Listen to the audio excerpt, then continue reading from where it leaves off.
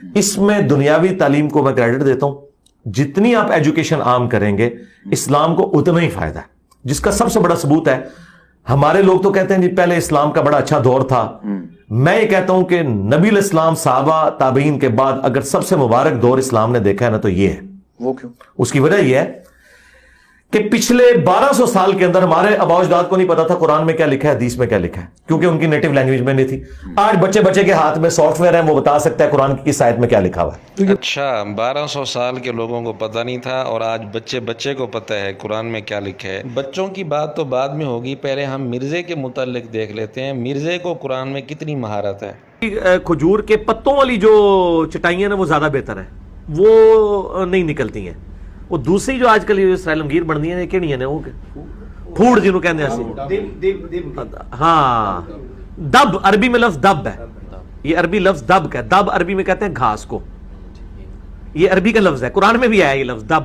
کسی بھی لغت میں دب کا معنی گھاس نہیں لکھا اور نہ ہی یہ لفظ قرآن کریم میں ہے. یہ ہے مرزا جہلمی کی مہارت. قرآن میں اللہ کے بعد سب سے زیادہ نام جس کا ہے وہ شیطان ہے. کسی پیغمبر کا بھی نام نہیں تھی دفعہ. ہاں سارے پیغمبروں کے نام جمع کریں نا, جتنی دفعہ ریپیٹ ہوئے ہیں اس سے زیادہ شیطان کا نام آیا ہوا ہے.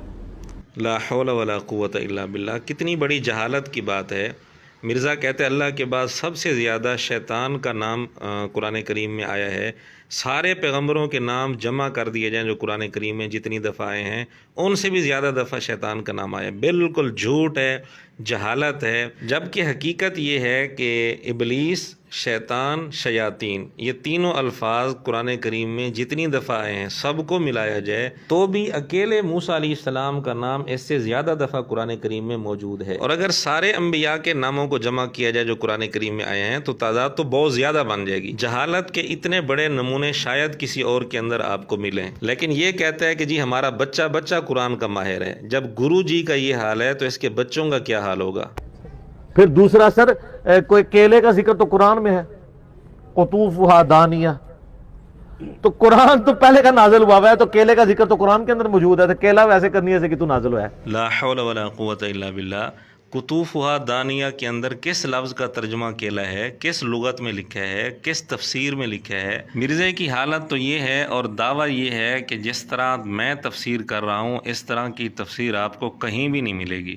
تو اللہ کے فضل سے ہماری جو تفسیر کی کلاس ریکارڈ ہو رہی ہے نا اللہ وجہ بصیرت, اس کو جو بندہ بھی سنے گا, اللہ کا فضل ہے سورۃ المائدہ بھی ہماری کمپلیٹ ہونے والی انشاءاللہ تعالی, جو بندہ بھی اسے سنے گا اسے پتہ چلے گا کہ واقعی کو ویلیو ایڈیشن ہوئی ہے. اس کے بعد سینکڑوں تفاسیر آپ پڑھتے رہیں اور ڈھونڈتے رہیں چیزیں, ایون جس کے بارے میں ان کا مان ہے نا تبری اور ابن کثیر, وہ بھی آپ پڑھ کے دیکھ لیں. اتنی تفصیلی گفتگو ادھر بھی ایک آیت کے کانٹیکسٹ میں نہیں ہوتی, اسکیٹرڈ فارم میں ہوتی ہیں. کئی چیزیں انہوں نے سکپ بھی کی ہوتی ہیں امت کے وسیع تر مفاد کے اندر. جی بالکل ہم مانتے ہیں جہالت کے جو اعلیٰ نمونے مرزے نے اپنی تفسیر میں چھوڑے ہیں وہ سینکڑوں تفاسیر آپ اٹھا کے دیکھ لیں آپ کو نہیں ملیں گے. فلما افاق, جب انہیں افاقہ ہوا, یہ اردو میں بھی لفظ استعمال کرتے ہیں. دوائی کے بعد کہتے ہیں نا فاقہ جے ہوں, یہ عربی دا لفظ جے افاقہ, ٹھیک ہے. لیکن اردو میں میرے لیے افاقہ جب لکھتے ہیں تو چھوٹی ہے ساتھ ویسے ہی لگا دیتے ہیں, ٹھیک ہے نا. یہ لفظ آفاق ہے, جب وقف کریں تو.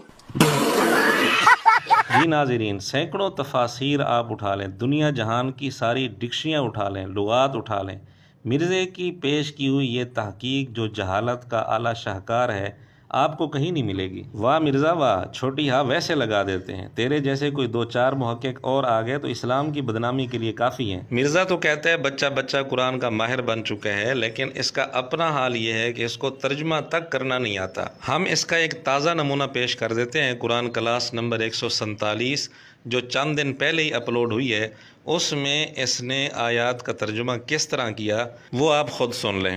وَلَمَّا يَأْتِهِمْ تَأْوِيلُهُ, جبکہ ان کے پاس اس کا انجام آ چکا تھا. یہ ترجمہ بالکل غلط ہے. اس کا صحیح ترجمہ ہے ابھی تک ان کے پاس اس کا انجام نہیں آیا. اس نے ترجمہ کر دیا انجام آ چکا, بالکل الٹ ترجمہ کر دیا. تو مرزے کی بات بالکل صحیح ہے کہ جو جہالت کے نمونے مرزا پیش کر رہا ہے سینکڑوں تفسیریں آپ دیکھ لیں گے آپ کو یہ نمونے نہیں ملیں گے. وَأَسَرُّ النَّدَامَ, اور اس دن ندامت بھی اس کے اوپر چھائی ہوئی ہوگی.